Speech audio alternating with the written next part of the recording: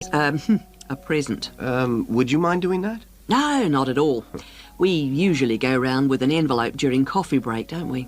Yeah, coffee break's always the best time, because people have got their money handy. Yeah, exactly. Do we suggest an amount, or does it seem a bit unfair? No, I think people welcome it. We suggested $6 last time. Is that okay? Yeah, plenty, I would have thought. Which should leave us with about $90. Have you any ideas for presents? Well, I've been having a little think. I thought, he loves music. Yeah, and books. So I thought I'd check on prices for, perhaps CD players? Yeah, that's a good idea.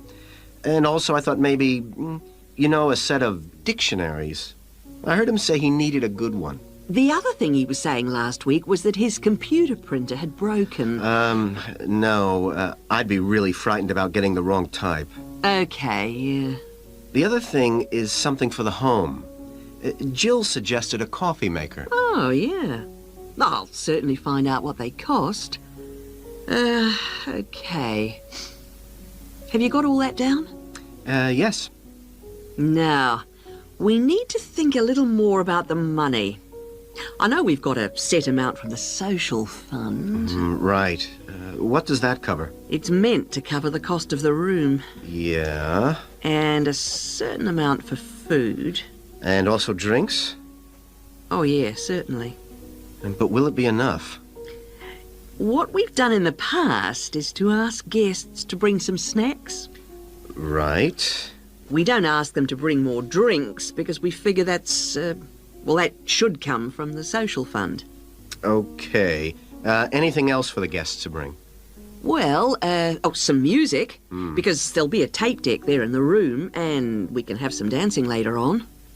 Anything else? Well, it's just a thought, but a couple of years ago we had a really good party where we set up, some simple games. Yeah, great. Wasn't it based on photos from the students and teachers? That's right. So we should ask the guests to bring photos. Okay, I'll put it on the invitations. Now, the last thing is, who shall we ask to do the speech? Don't you think it might be nice to have one of the students? Well, then the student leader? Yeah, much better than the director giving speeches again. Okay, then I'll ask her. Lovely. So, is that all? It looks like it. Great. Oh, thanks ever so much. Section 2. Thank you for calling the free Travelite travel agency information line. You will not be charged for this call. In order to deal with all calls effectively, we offer you a number of options. Please listen carefully and press your required number at the appropriate time or dial a new number. If you want to hear about special offers, please press 1. If you want to hear our latest price lists, please press 2. If you want to make a complaint, please press 3. If you want information about our new walking holidays, please press 4 now. Thank you for calling our Travelite Walking Holidays line. We have been offering a wide variety of walking holidays to suit all tastes for just 3 years, but already we have won 2 awards for excellence in this field. We offer guided walking tours to suit the discerning traveller in 12 different centres throughout the whole of Western Europe. We are planning to open our first centre outside this area in the coming year, so watch out for developments. But the pride of Travelite is the level of guidance and support we offer on our walks. All are planned in detail by our highly trained guides who all work in a variety of different Travelite locations, so we can guarantee standards. Each day we offer 3 separate walks catering for all skills and fitness levels. We also pride ourselves on our friendly service, particularly important for the increasing numbers of people who choose to holiday alone. Unlike almost all travel operators who happily charge large supplements for single rooms, we guarantee that no single client will pay more, even when only double rooms are available for them. And the day doesn't end with the return to base. After our dinner at communal tables designed to make all our guests feel part of a family atmosphere, entertainment is laid on nearly every night with tour leaders on hand to organise lectures, games, quizzes, and respond to any special request from guests. The following is a summary of costs and special inclusive offers on holidays for the coming summer. We have 3 lengths of holiday: 3-day, 7-day, and 14-day. The 3-day holiday costs $180 for all accommodation, food, and walking, and for the first time this year, we are including in that price the cost of picking you up from the nearest station. The 7-day holiday costs $350 per person, and, as well as including the offers of the 3-day holiday, also includes a magnificent book giving the local history. On top of that, we are able to include free maps for you to better enjoy the walking and even plan in advance if you wish.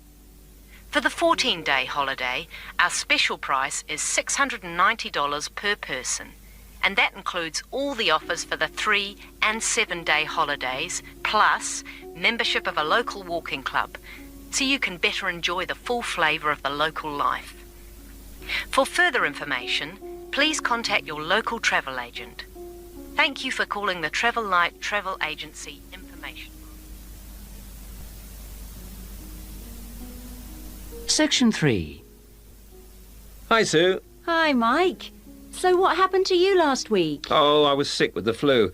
What's this I hear about a big assignment we've got to do? Oh, well, basically, we've got to find 2 science experiments to do with a group of 8-year-old children at the local primary school. And we've got to complete it by the end of the week. That sounds like hard work. Where are we supposed to get the ideas for these experiments from? Well, I managed to get hold of 2 books from the library. Oh, well done. How about if we take a look at the experiments in this book first and see if anything looks suitable? I can make notes as we go about equipment and the purpose of the experiments. OK, let's see. The first experiment is called Make Your Own Hovercraft, which sounds very ambitious. Mind you, you only need 20 balloons and a table. You don't need any special engines or anything like that. What do you do with it all? You blow up the balloons and you balance the table on them. Upside down, of course. And the kids get to ride around on it. You know, the other kids sort of push them around the room. The main purpose is to show how hovercrafts work and how things hover around on just a cushion of air. OK, that doesn't sound too bad. OK, ready for number 2? Mm-hmm. Now, this one is called Unusual Measures of Length, and you basically use lots of paper clips. The kids go around the class measuring things, you know, how long the desk is and that sort of thing. And then they all compare their answers.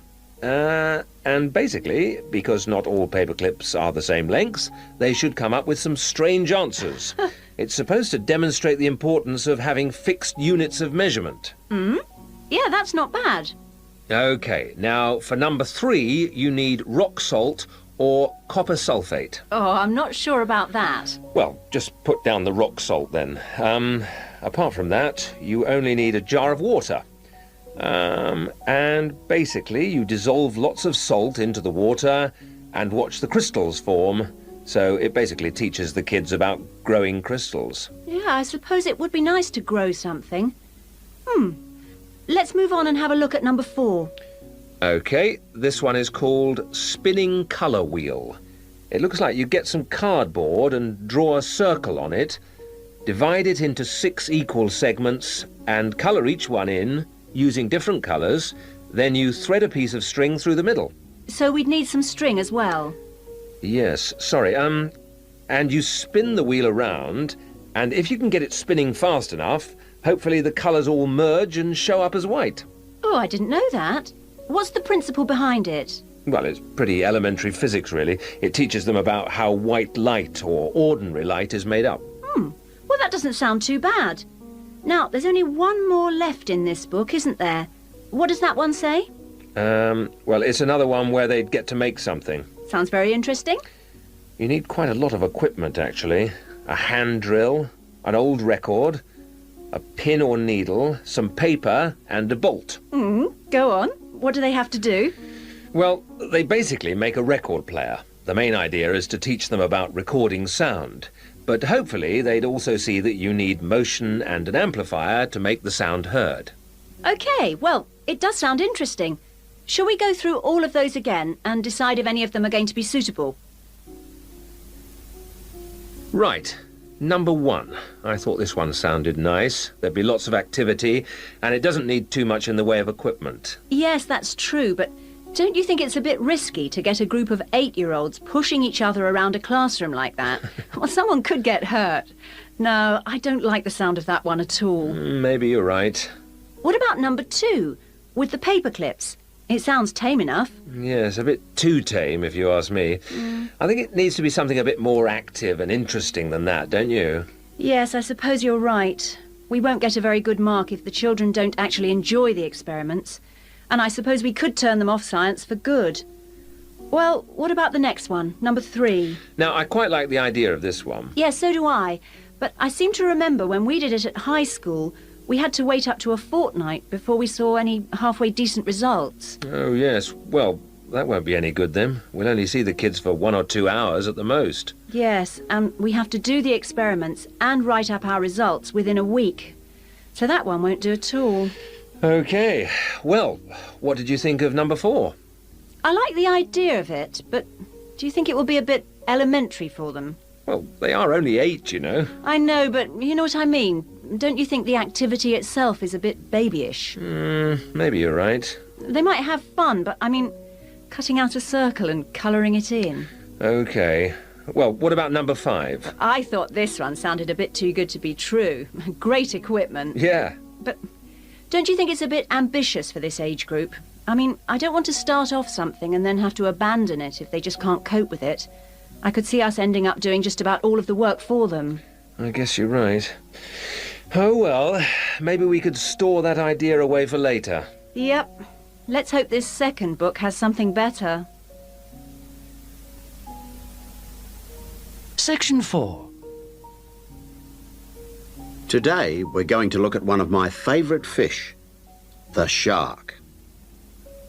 As you know, sharks have a reputation for being very dangerous creatures, capable of injuring or killing humans.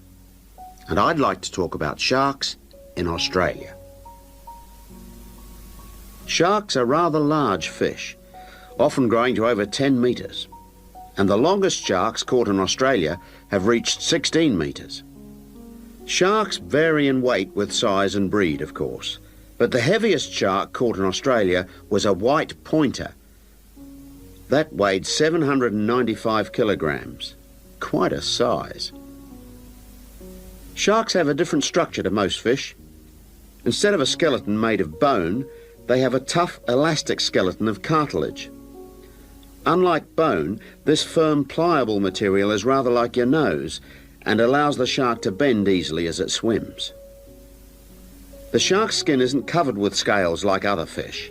Instead, the skin's covered with barbs, giving it a rough texture like sandpaper. As you know, sharks are very quick swimmers. This is made possible by their fins, one set at the side and another set underneath the body. And the tail also helps the shark move forward quickly. Unlike other fish, sharks have to keep swimming if they want to stay at a particular depth, and they rarely swim at the surface. Mostly they swim at the bottom of the ocean, scavenging and picking up food that's lying on the ocean floor. While most other animals, including fish, hunt their prey by means of their eyesight, sharks hunt essentially by smell. They have a very acute sense of smell and can sense the presence of food long before they can see it.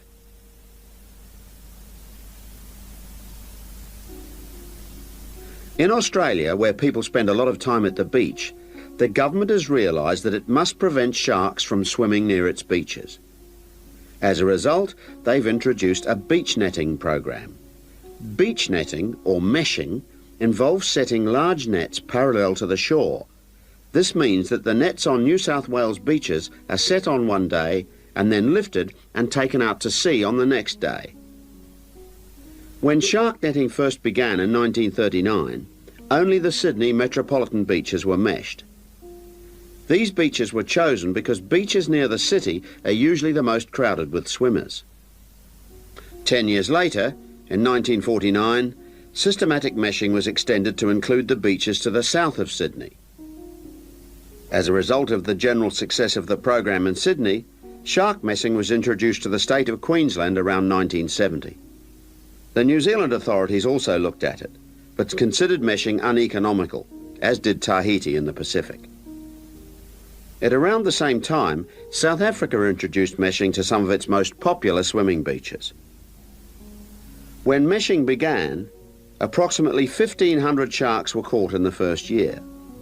However, this declined in the years that followed, and since that time the average annual catch has been only about 150 a year. The majority of sharks are caught during the warmest months, from November to February, when sharks are most active, and when both the air and the ocean are at their maximum temperature. Despite quite large catches, some people believe that shark meshing is not the best way to catch sharks. It's not that they think sharks are afraid of nets or because they eat holes in them, because neither of these is true. But meshing does appear to be less effective than some other methods, especially when there are big seas with high rolling waves and strong currents, and anything that lets the sand move. The sand that's holding the nets down. When this moves, the nets will also become less effective.